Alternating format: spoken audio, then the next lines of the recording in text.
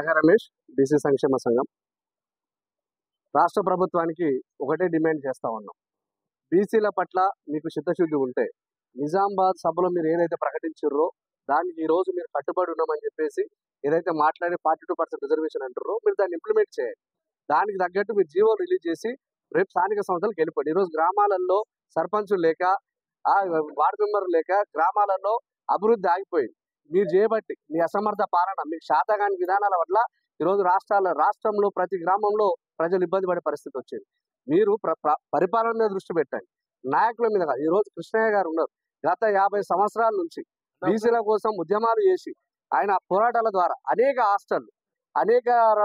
Hostel ఉన్నటువంటి వేలాది హాస్టళ్లలో లక్షలాది మంది విద్యార్థులు ఈరోజు చదువుకున్న పరిస్థితి ఉన్నది. అదేవిధంగా నిరుద్యోగుల పట్ల కొట్లాడి ఈరోజు ఎంతో మంది నిరుద్యోగులకు ఉద్యోగాలు ఇప్పించిన పరిస్థితి ఉన్నది. అలా కృష్ణన్న గారు పోరాటం ప్రజలకు ఎప్పుడైనా కృష్ణన్న గారు పొద్దున్న లేస్తే ఏడా ఉంటారంటే ఇందిరా పార్క్ కాడ ప్రజల సమస్యల మీద కొట్లాడుతుంటాడని చెప్పేసి ఒక వినికిడి ఉంది.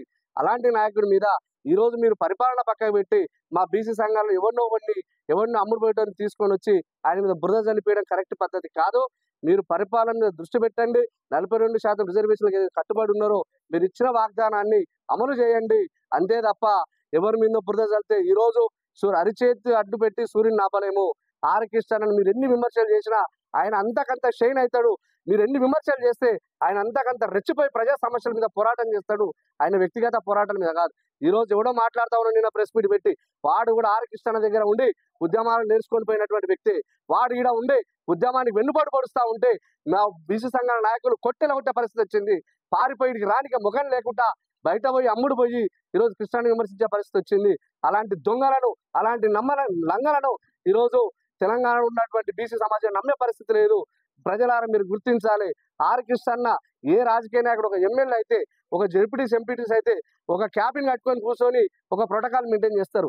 ఈ రోజు కృష్ణ ఎమ్మెల్యే, ఒకసారి ఎమ్మెల్యే, 2 సార్లు ఎంపీ, ఈ రోజు ప్రెసిడెంట్ ఎంపీ. ఈ రోజు కృష్ణ దగ్గర రండి, ఒక చిన్న విద్యార్థి నాకు హాస్టల్ సిటీ వాళ్ళని వచ్చి ప్రత్యక్షంగా వచ్చి కూర్చొని మాట్లాడే పరిస్థితి వచ్చింది. ఒక ఎమ్మెల్యే దగ్గర పోగలుగుతారా? ఈ రోజు ఒక నిరుద్యోగి నాకు ఇట్లా జాబ్ కావాలి, మీరు పోరాటాలు చేయండి అన్న ఉద్యోగం వచ్చి మాట్లాడతాడు. మాకు ఉద్యోగాల్లో సమస్యలు ఉంది, మా ఆఫీసర్ మమ్మల్ని ఇబ్బంది పెడుతున్నారంటే ఇమ్మీడియట్లీ కృష్ణ కూర్చొని ఎటువంటి సీక్రెట్ ఉండదు, ఎటువంటి దాపరికం ఉండదు.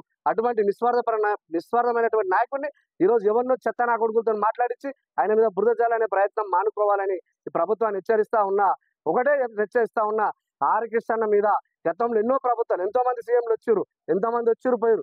మంచి నాయకులే ఆయన విమర్శించి ఆయన యొక్క నిజాయితీ దగ్గర ఓడిపోయి ఆయన పెట్టిన డిమాండ్ సమస్య పరిష్కరించాల్సిన పరిస్థితి వచ్చింది. ఈరోజు కృష్ణ ఏమంటుండో, గవర్నమెంట్ భూమి అమ్ముతా ఉంది, గవర్నమెంట్ భూములు అమ్మి వాళ్ళ యొక్క పబ్బం గడుపుకోవాలి, గవర్నమెంట్ యొక్క భూములు అమ్ముకోవాలని చూస్తూ ఉంటే దాన్ని ఈరోజు కృష్ణ ప్రతిఘటించి గవర్నమెంట్ భూములు అమ్ముడు కాదు, గవర్నమెంట్ భూములకు హాస్టల్ విద్యార్థులకు సొంత భవనాలు కావాలి.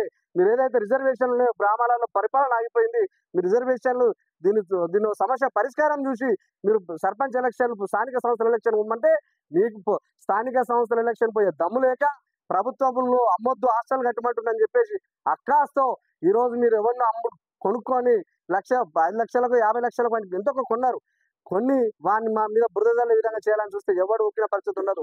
శ్రీనివాస్ గౌడ్కి సందర్భంగా తెలియజేస్తున్నా, శ్రీనివాస్ గౌడ్, నేను విద్యార్థి సంఘం ఉన్నప్పుడు నువ్వు యువజన సంఘం ఉన్నావు బిడ్డ. నేను విద్యార్థి సమస్యల మీద ఇందిరా పార్క్ కాడ వేలాది మందితో ధర్నాలు పెడితే నువ్వు ఇది ఎంతో మందితోని మా సంఘంలో ఉండుకుంటా మా కౌంటర్ ప్రోగ్రాం పెట్టి విద్యార్థుల పట్ల నువ్వు ఆ రోజు అవలంబించే వైఖరిని మర్చిపోయినామా?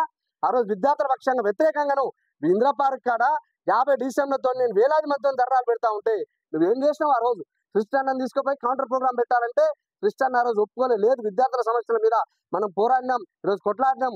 ఇది ప్రభుత్వం నుంచి గట్టిగా వెళ్ళాలి కాబట్టి మనం వేరే ప్రోగ్రామ్ చేద్దాం చూసినాం. ఆర్ కృష్ణ ఆ రోజు నుంచి కూడా నువ్వు రకరకాల బీసీ వ్యతిరేకులతో చేతులు కలిపి నువ్వు చేసినటువంటి మర్చిపోయిందా బీసీ సమాజం? బీసీ నాయకులు మర్చిపోయారు అనుకున్నావా? బిడ్డ నువ్వు ఏడో బయటకు పోయినావు, బతుకుతున్నావు అని చెప్పేసి మేము అందరం సైలెంట్ గా ఉన్నాం. అందుకే నువ్వు బతుకు మేము వద్దనట్లే. కానీ ఆర్ కృష్ణ నిస్వార్థ పని మీద నువ్వు మాత్రం ఇట్లాంటి అభండాలు నిందలేస్తే మాత్రం నిన్ను ఉరికిచ్చి కొట్టిస్తాం. ఆర్ కృష్ణ పిలుపునిస్తే ఆర్ కృష్ణ పిలుపు నీలాంటి ఆకుగాల మీద చెడ్డాగాల మీద కృష్ణ మాట్లాడాల్సిన అవసరం లేదు. మాలాంటి నాకు ఇన్ని స్థాయి నా తమ్ముళ్ళు చాలు బిడ్డ. నిన్ను ఇంట్లోకి ఉరికించి కొడితే హైదరాబాద్ లో కాదు, నువ్వు రాష్ట్రంలో లేకుండా పోతావు. నీకు చెప్తా ఉన్నాం, ఇదే last and final warning. R Krishna మీద నువ్వు మళ్ళొక్కసారి నోరు జారినట్టు కానీ నీకు దమ్ముంటే నువ్వు ఏదో మాట్లాడుతున్నావు, ఏదో చేస్తాను రమ్మని నేను జీవోలు ఇప్పిస్తాను. నీ ముఖాన్ని నువ్వు ఎన్ని జీవోలు తీసుకొచ్చినావు? ఈ రోజు ప్రశ్నిస్తా ఉన్నా. ఆరకిష్టన్న 2000 పైగా జీవోలు తీసుకొచ్చి ఈ రోజు ప్రజలకు ఆయన జీవాల ద్వారా ఎంతో మంది ప్రయోజనం పొందిన ఉన్నారు. ఆయన తలుచుకుంటే జీవోలు తీసుకురాలేడా? ఆయన అడిగేది ఏంటి? రేవంత్ రెడ్డి కులగణన చేపట్టినమ్మంటే ఆయన ఒకటే మాట మాట్లాడింది. అప్పటి నుంచి కూడా కృష్ణన్న నువ్వు చూడు ఒకసారి, నువ్వు ఎట్లయినా పేపర్ పుల్ కదా, నువ్వు తెలిసి ఉంటుంది. నీ మనస్సాక్షి నువ్వు అడుగు.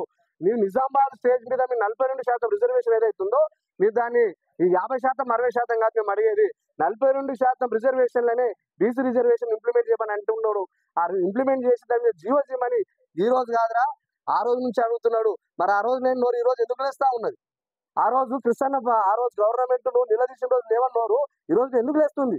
ఈ రోజు నీకు సూట్ కేసులు ముట్టినామంటే కృష్ణాన్ని విమర్శించే స్థాయి అనేది, కృష్ణాన్ని ఆయన క్వశ్చన్ చేసే స్థాయి అనేది నువ్వెంత, నీ బతికెంత, నువ్వు వేడికెళ్ళి వచ్చినావు? అంబర్పేట హాస్టల్ పోదాం. అంబర్పేట హాస్టల్ నువ్వేం చేసినావు?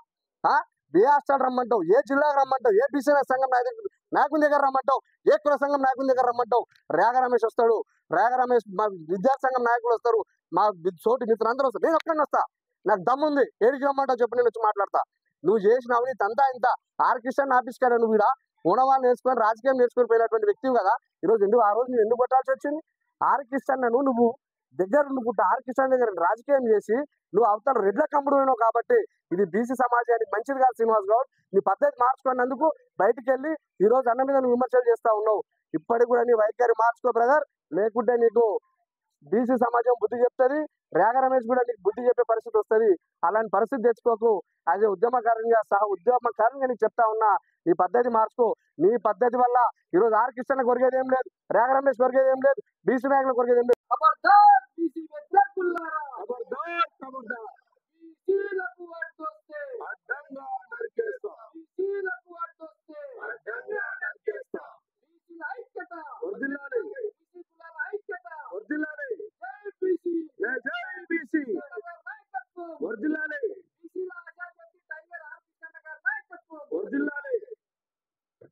కృష్ణన్నకు అడ్డేవాడు, కృష్ణన్నకు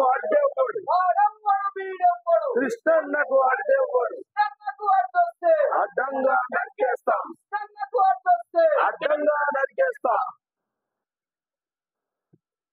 బీసీ వ్యతిరేకులారా ఖబర్దార్, ఖబర్దార్.